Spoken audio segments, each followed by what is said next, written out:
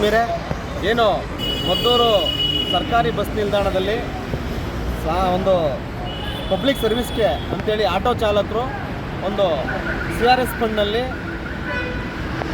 ಒಂದು ಶೆಡ್ಡನ್ನು ನಿರ್ಮಾಣ ಮಾಡಲಿಕ್ಕೆ ಅಂದರೆ ಆಟೋಗಳು ಬಿಸಿಲಲ್ಲಿ ನೆನೆಬಾರ್ದು, ನಮಗೂ ತಾತ್ಕಾಲಿಕವಾಗಿ ಶೆಡ್ ಬೇಕು ಎಂಬತಕ್ಕಂಥ ಒಂದು ಇದರಲ್ಲಿ ಯಾವುದೋ ಒಂದು ಅನುದಾನವನ್ನು ತಂದು ಸಂಬಂಧಪಟ್ಟ ಇಲಾಖೆ ಅನುದಾನವೋ ಮತ್ತೊಂದೋ ಅದು ನಮಗೆ ಗೊತ್ತಿಲ್ಲ, ಅದು ಫರ್ದರ್.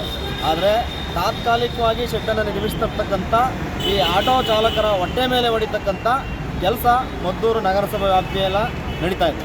ಯಾಕಂದರೆ ಉದಾಹರಣೆಗೆ ನೋಡಿ, ಸುಮಾರು ಐಟಮ್ಗಳೆಲ್ಲ ತರಿಸಿದ್ದಾರೆ, ಇಲ್ಲಿ ಎಲ್ಲ ಕೆಲಸ ಕಾರ್ಯಗಳೆಲ್ಲ ನಡೀತಾ ಇದ್ದಾವೆ.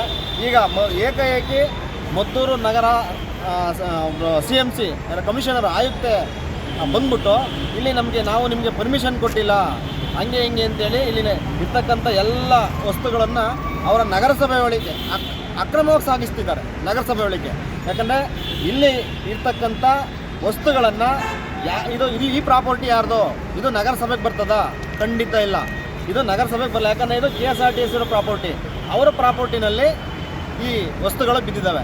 ಈ ವಸ್ತುಗಳು ಬಿದ್ದಂಥ ಸನ್ನಿವೇಶದಲ್ಲಿ ಅವ್ರ ಪರ್ಮಿಷನ್ ಆಗಲಿ ಮತ್ತೊಬ್ಬರದಾಗಲಿ ತಗೊಂಡಿಲ್ಲ.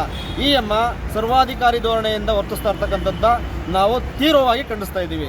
ಇವತ್ತು ಆಟೋ ಚಾಲಕ ಯಾರೋ ಕೋಟ್ಯಾಧಿಪತಿ ಬಂದಿಲ್ಲ, ಆಟೋ ಓಡಿಸ್ತಾ ಇಲ್ಲ. ಅವ್ರನ್ನ ದಿನದ 90 ಗಂಜಿಗೋಸ್ಕರ ಬಂದು ಆಟೋ ಓಡಿಸ್ಕೊಂಡು ಜೀವನ ಮಾಡ್ತಾ ಇದ್ದಾರೆ. ಅವರ ಹೊಟ್ಟೆ ಮೇಲೆ ಹೊಡಿಬೇಕು ಅಂತೇಳಿ ಈ ಮಾಡ್ತಾ ಇರ್ತಕ್ಕಂಥ ಕೆಲಸವನ್ನು ತೀವ್ರವಾಗಿ ಖಂಡಿಸ್ತೀವಿ. ಯಾಕಂದರೆ ಸರ್ಕಾರಿ ಜಾಗದಲ್ಲಿ ಮನೆ ಕಟ್ಟಿರ್ತಕ್ಕಂಥದ್ದನ್ನ ಅದನ್ನು ನಿಮ್ಮ ಸುಪರ್ದಿಗೆ ತಗೊಳ್ಳಿ, ಅದನ್ನು ತೆರವು ಮಾಡಿಸಿ ಅಂತ ಹೇಳಿ ವರ್ಷಾನುಗಟ್ಟಲೆ ಆಗಿದೆ ಈ ನಗರಸಭೆಗೆ, ಪುರಸಭೆಗೆ. ಆದರೆ ಇವತ್ತಿನವರೆಗೂ ಅದನ್ನು ತೆರವು ಮಾಡಲಿಲ್ಲ. ಯಾವುದೋ ರಾಜಕೀಯ ಪ್ರೇರಿತವಾಗೋ ಮಗದೊಂದೋ ಯಾವುದೋ ಆಮಿಷಕ್ಕೆ ಒಳಗಾಗಿ ಹಿಂಗೆ ಮಾಡ್ತಾ ಇರ್ತಕ್ಕಂಥದ್ದು, ಈ ಒಂದು ಅಧಿಕಾರ ದುರುಪಯೋಗ ಮಾಡ್ತಾ ಇರ್ತಕ್ಕಂಥದ್ದನ್ನ ತೀವ್ರವಾಗಿ ಖಂಡಿಸ್ತೀವಿ. ಇನ್ನು ಹತ್ತಿರದ ದಿನಗಳಲ್ಲಿ ಅವ್ರನ್ನೇನಾರು ತಾತ್ಕಾಲಿಕವಾಗಿ ಶೆಡ್ ಹಾಕಲಿಕ್ಕೆ ಅವ್ರಿಗೆ ಯಾರಿಗೂ ಪಬ್ಲಿಕ್ಗೆ ಸಮಸ್ಯೆ ಆಗ್ತಕ್ಕಂಥ ಕೆಲಸಗಳನ್ನು ಮಾಡ್ತಾ ಇಲ್ಲ.